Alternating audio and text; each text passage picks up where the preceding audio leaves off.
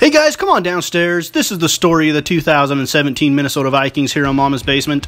We start off in Week 1 in Minneapolis against the New Orleans Saints. Former Vikings star Adrian Peterson looks to put the hurt on his former team, but early on it is the Minnesota Vikings who would put the hurt on Saints quarterback Drew Brees. In fact, he was hurt so bad he wasn't sure which knee was in pain. Adrian Peterson on the ground for the Saints with a big chunk of yardage there. Chase Daniel trying to get comfortable into the game, the backup quarterback for New Orleans, with a screen pass out to Fuller, down into the Vikings red zone, and Adrian Peterson would finish off the drive with a touchdown run on the left side to put the Saints up 7-0 in the first quarter. Later, Chase Daniel would hook up with Adrian Peterson again, a missed tackle in the Vikings secondary, and the Saints would lead 14-0. Chase Daniel now out to the right side to former Heisman Trophy winning running back Mark Ingram, and the Saints would take a 21-0 lead into the locker room at the half. But the Vikings, after a very spirited halftime discussion with head coach Yancey Manningham, would come out with a fire lit underneath him. Kyle Rudolph makes the catch. The Vikings try to establish the running game with McKinnon. And some big interceptions. Harrison Smith, one of his 2 interceptions in the game right there. Sam Bradford would come in the fourth quarter with the score 21-3. Bradford, on a play-action pass, would hook up deep to leading receiver Stephon Diggs for the long touchdown. Diggs would finish the game with 7 catches for 146 yards. Another interception, the second of the game for Harrison Smith. And the Vikings, with 4 minutes to go, were in position to try to come back. Adam Thielen with the catch and a broken tackle. The determination of the Vikings in this one. Michael Floyd over the middle from Sam Bradford would cut the lead to 5, 21-16, just outside of the 2-minute mark. The Vikings would go for a 2-point conversion to cut the lead to 3. Catch would be made by Wright over the middle. It's 21-18 with 2:08 to go in the fourth. The Vikings would get the ball back with a chance to tie or win the game. Sam Bradford at the helm. With 26 seconds to go, Bradford hooks up with Stephon Diggs, and Diggs gets into easy field goal range for Kai Forbath, and Forbath ties up the game to send this one to overtime here at US Bank Stadium in Minneapolis. The Vikings would take the momentum from the final quarter of the game into overtime as Bradford would hook up with Kyle Rudolph, and then again to wide receiver Michael Floyd to make the game-winning touchdown catch. The Vikings win in Week 1, a come-from-behind victory, 27-21. Week 2, the Vikings would find themselves in the Still City to face Ben Roethlisberger, Le'Veon Bell, and Antonio Brown and the Pittsburgh Steelers. The Steelers would strike early to Antonio Brown, a 14-3 lead midway through the second quarter. And then Latavius Murray catches the swing pass out of the backfield, but Sam Bradford is down, holding his shoulder. Enter Teddy Bridgewater, and the Vikings would try to get something going on the ground. Latavius Murray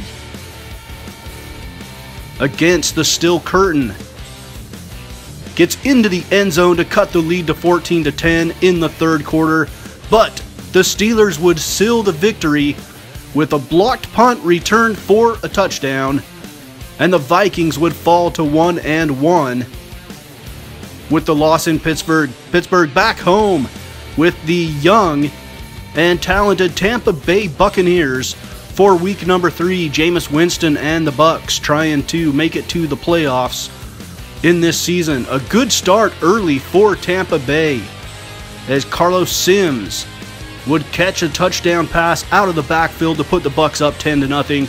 Teddy Bridgewater, starting for the injured Sam Bradford, would take off and scramble heading towards the end zone, but he would be met there by Grimes, and he is stripped at the goal line, and Grimes would recover the fumble to keep the Vikings out. The Buccaneers would get a little bit greedy though on a fake punt that was picked off by Sherrills. And Sherrills would take this one back into Buccaneers territory, giving the Vikings momentum. Dalvin Cook would finish the drive with a touchdown scamper. Later, Jameis Winston would overthrow a receiver. The pass would be picked off by Harrison Smith, his third interception of the young season. And Harrison Smith would take it to the house.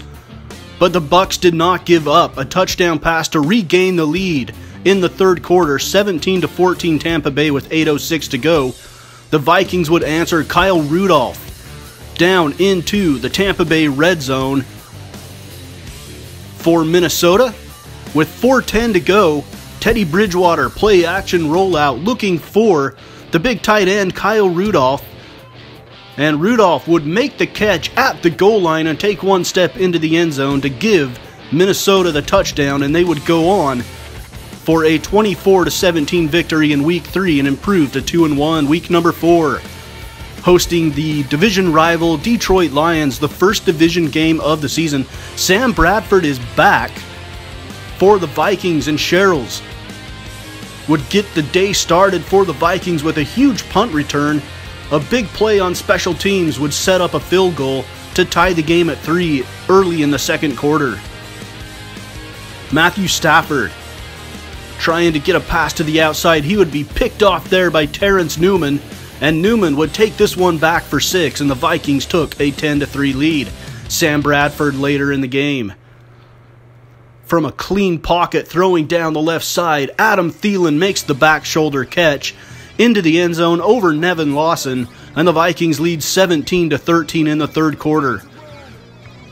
Again, in the fourth quarter, Latavius Murray out of the Wildcat formation would run this one in for 6, and the Vikings get the victory. In Week 5, a 3-1 Vikings team take to the road at Soldier Field to take on Jordan Howard and the Chicago Bears. And Jordan Howard came to play in this one, as did the Bears offense, as they roll over the Vikings 35-32. The Bears get their second win of the year. The Vikings fall to 3-2. They head back home for Week number 6 to face the Green Bay Packers and Aaron Rodgers. The Packers in this one would score first in the first quarter as Jamal Williams would run it in for 6. Sam Bradford, lots of time, now under pressure, makes an ill-advised pass that's picked off by Green Bay. And this one is going to go all the way back for 6 for the Packers, a 14-0 lead. You just can't give up defensive touchdowns when Aaron Rodgers is the opposing quarterback. Devontae Adams would have a huge game for the Packers. He would finish with 102 yards, and the Packers would win 37-10. Aaron Rodgers, 350 yards passing. Week 7, at home again against the AFC's Baltimore Ravens, who come in at 4-1-1, and the Vikings trying to stay above 500 with a victory here. The Ravens would strike first, and then Sam Bradford would answer with a scamper of his own. 7-7 in the first quarter. Sam Bradford would hook up deep to Stephon Diggs, and the score would be tied at 14 at the half. Bradford now on a play-action rollout. He is going to find Kyle Rudolph in the end zone for the touchdown. The Vikings would take the lead early in the fourth quarter at 21-14, but the Ravens would answer. A long touchdown pass from Flacco would tie the game at 21. But Brian Robeson would make the defensive play of the game as he hit Flacco, forcing the fumble that was picked up by Lemur and run in for a touchdown. The Vikings win 28-24, staying above 500 at 4-3. Week 8 from a rainy, saturated field in London, England, taking on the Cleveland Browns. And the Cleveland Browns defense would confuse the Minnesota Vikings in front of an equally confused crowd of Britons, as they, one British man claimed, watched 2 Premier League games on his phone in the time it took to play this one game. Week number 10, the Vikings at 4-4, back home against the Washington Redskins, also at 4-4. The Vikings offense came to play in this one. Sam Bradford stepped up in the pocket, throwing it deep down the right side. Look at the catch by Adam Thielen over the top of the DB. The Vikings would get on the board here. Kai Forbath with a field goal. And the Vikings jump out 3-0 in the first quarter over the Redskins. Kirk Cousins would answer with a touchdown strike to make it 7-3. And then Sua Cravens would pick off Sam Bradford, and the Vikings would have a 17-6 lead. Latavius Murray from the Wildcat again goes in untouched to cut the lead to 17-13, but the Redskins would answer on the ensuing kickoff with a 100-plus yard kickoff return touchdown by Crowder to give the Redskins the lead 24-13 with 3 minutes to go in the third quarter. Sam Bradford now trying to get it downfield to Michael Floyd, but Kendall Fuller is there to pick off the pass and ice the win for the Redskins. Up next, back in Minneapolis in week number 11, a 4-5 Vikings team taking on a 6-3 upstart Los Angeles Rams. Jared Goff on play action, rolling out to the right, would find the touchdown pass over the middle, and then a beautiful juke move here would get the Rams on the board once again. A 14-0 lead for Los Angeles, and their offense was rolling. Another touchdown for the Rams, and they would jump out to a 24-point lead at the break. In the second half, a long pass to Tavon Austin again. Second touchdown of the game for Austin. And the Rams lead 31-0 with 8:07 to go in the third. The Vikings' only bright spot on the day would be the running game of Latavius Murray, as he goes for about 96 yards untouched on the left side for the Vikings touchdown. The Rams destroy the Vikings 34-7 in this one, dropping Minnesota to 4-6 with a much needed date in Detroit against the 1-9 Detroit Lions, a game the Vikings feel like they should win. Dalvin Cook out of the backfield would get himself into the end zone for the touchdown, and the Vikings would jump out 7-0 over the Lions. Matt Prater's kick blocked here by Minnesota.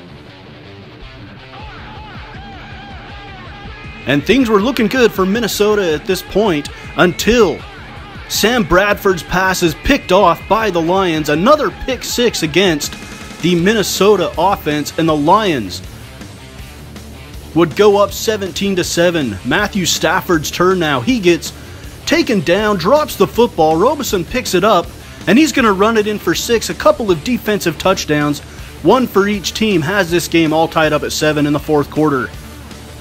And then Lemur jumps over the lineman, hits Matthew Stafford in the backfield. The defense comes to play for Minnesota. And on the play action keeper, out of the Wildcat, Latavius Murray scores, making it 24-17. The Lions were about to score again when Sendejo forces the fumble that is recovered by Xavier Rhodes. And Xavier Rhodes is going to run this one back. A whole bunch of defensive touchdowns in this game.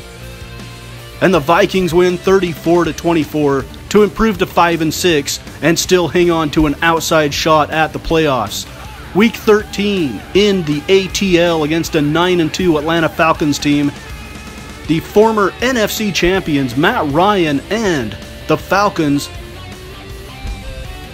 would come out firing on all cylinders in this game. An incredible game by Devontae Freeman, who would have 232 rushing yards and over 100 receiving yards, including this long touchdown out of the backfield for Freeman.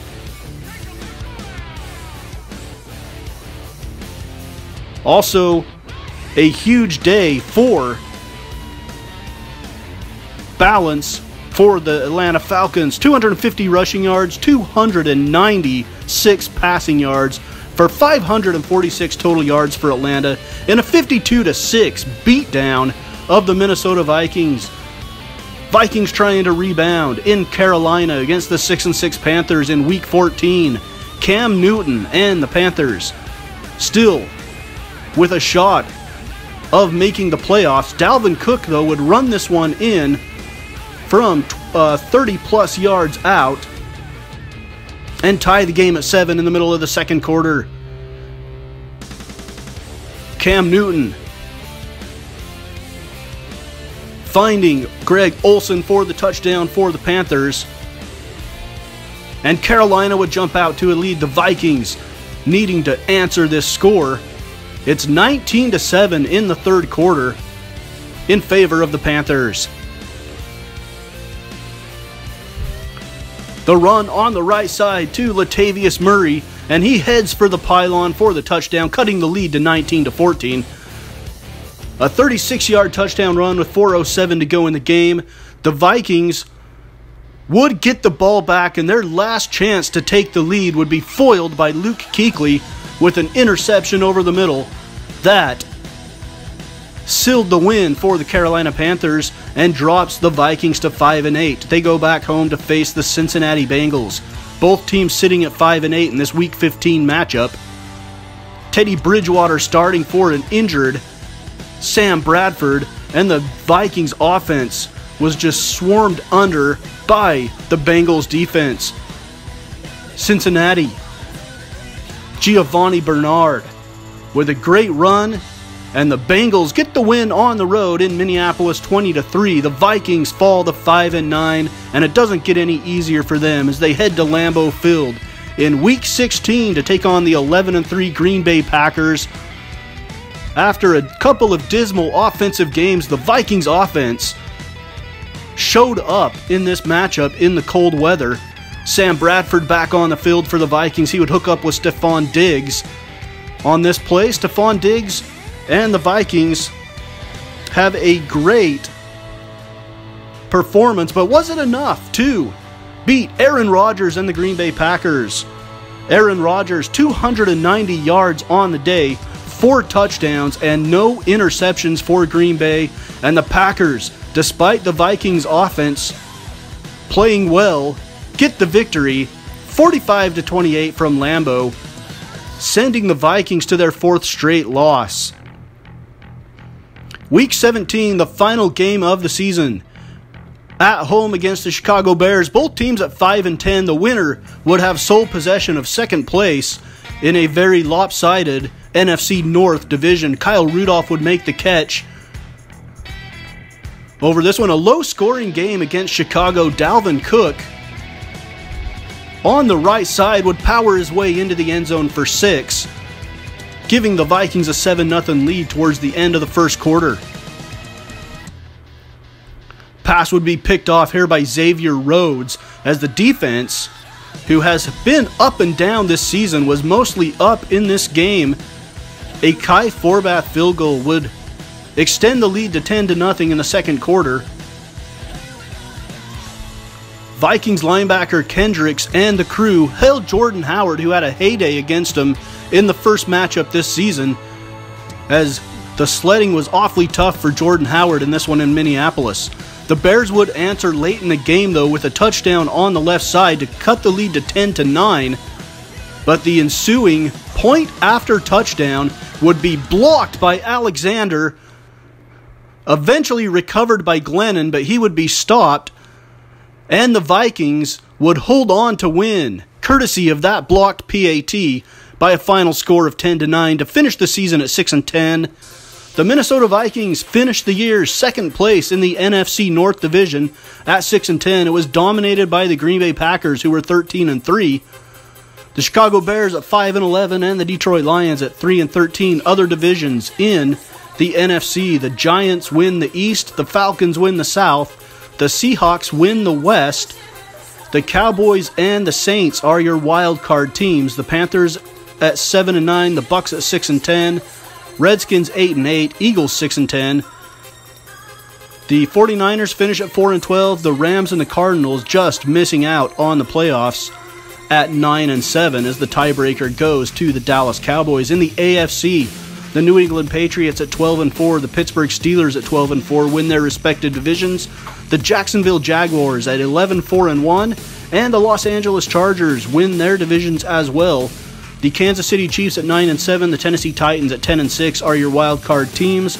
Just missing the playoffs, the Baltimore Ravens at 8-7-1, the Oakland Raiders at 8-8, the Bengals and the Colts were both 7-9, the Broncos and the Texans were both 6-10, the Browns 5-11, and the Dolphins were 4-12. The bottom of the AFC was held down by the New York Jets at 2-14. And we will now get into the playoffs of the 2017 season. As you see the brackets there, the Kansas City Chiefs at the Jacksonville Jaguars, the Titans at the Chargers, Cowboys at the Falcons, and the Saints and the Giants are all playing in the wild card round.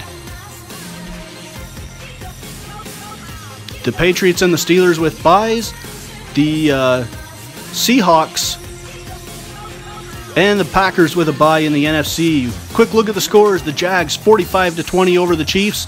Chargers 28-17 over the Titans. Falcons 33-21 over the Cowboys. And the Giants 27-20 over the New Orleans Saints are your wild card weekend winners. So those teams will be moving on to play the teams that had the byes in the respective divisions.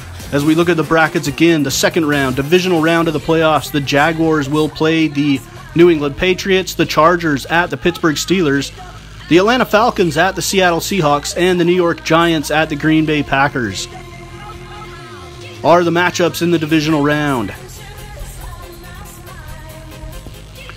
In the AFC, the Chargers stomp the Pittsburgh Steelers 38-6 on the road. The Jaguars come up just short at Gillette Stadium to the Patriots 31-28. The Seahawks rout the Falcons 34-10, and the Giants beat the Packers at Lambeau 31-27. So we head to the conference championship weekend of the NFL playoffs.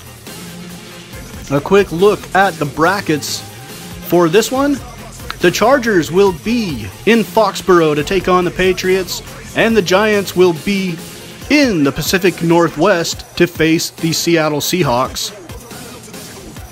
Those are the AFC and NFC championship games, as we will look at each one of those individually. First off, the AFC championship is won by the upstart Los Angeles Chargers 41-14 in a beatdown fashion over the Patriots. So the Los Angeles Chargers will head to the Super Bowl, and they will face the New York Giants, who beat the Seattle Seahawks 34-28 from Seattle. As you see the updated brackets again, the Giants and the Chargers in Super Bowl 52 from Minneapolis, Minnesota and US Bank Stadium, and the Chargers used 17 unanswered second half points to pull away from the New York Giants 41-24 in Super Bowl 52. The Los Angeles Chargers are your Super Bowl 52 champions, as they were hot at the right time. Quick look at the Vikings team statistics on the season. As you will see, offense was a big issue. Total offense, 273.1 yards per game, 32nd in the NFL. Passing was 161.4, also 32nd in the NFL. Rushing was 17th in the NFL. Points per game, 32nd. On the defensive side, we were better. Total defense, 8th in the NFL. Passing defense, 10th. Rushing defense, 8th. Points per game allowed, though, is 25th, and that's a little misleading because that takes into account points given up by the offense on pick sixes and whatnot, as well as on special teams, kick return touchdowns. Sacks, 57, was tied in first. Efficiency, 34%. Third down was last in the NFL. 22 takeaways was 26. 32 giveaways was second to last.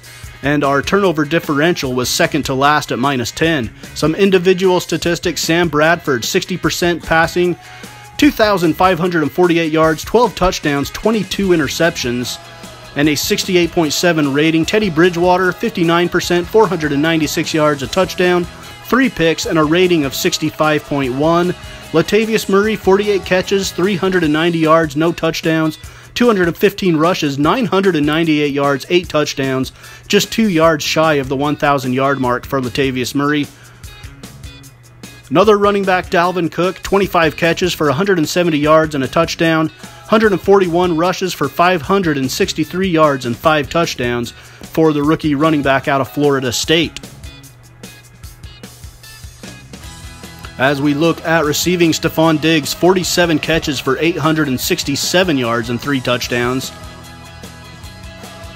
Also, the big tight end, Kyle Rudolph, 48 catches, 567 yards and 3 touchdowns for Minnesota.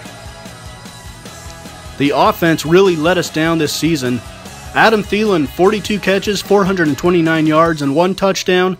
Both Sam Bradford and Teddy Bridgewater are free agents this year. They do not have contracts, and the Vikings may let them walk in the offseason and start over at the quarterback position. Michael Floyd, 23 catches, 365 yards and 4 touchdowns, including the game winner in Week 1. Defensively, Harrison Smith, 80 tackles, 4.5 sacks, 6 interceptions. Kendricks, 88 tackles, 2 sacks.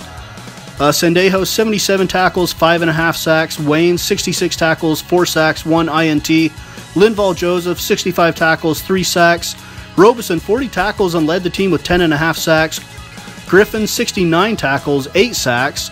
Terrence Newman, 54 tackles, 1 sack, and 3 interceptions. He is the ageless wonder. Xavier Rhodes, 58 tackles and 3 picks. And Lemur, 66 tackles and 5 sacks for the Minnesota defense. Those are your notable defensive players. Kai Forbath was 18 of 22 on field goals with a long of 48. He was perfect on PATs. So that will end year number 1, the story of the 2017 Minnesota Vikings. Later on, we'll have the 2018 Minnesota Vikings, and this series is bound to go on for a while because I do not plan on buying Madden 19 unless some serious changes are made. So we'll work on perfecting this Minnesota Vikings franchise, and we'll do it on a year-by-year basis. So next up will be the story of the 2018 Minnesota Vikings, and we'll hopefully get that one to you by the time the real NFL playoffs start here in this 2017 season here on Mama's Basement Sports Gaming.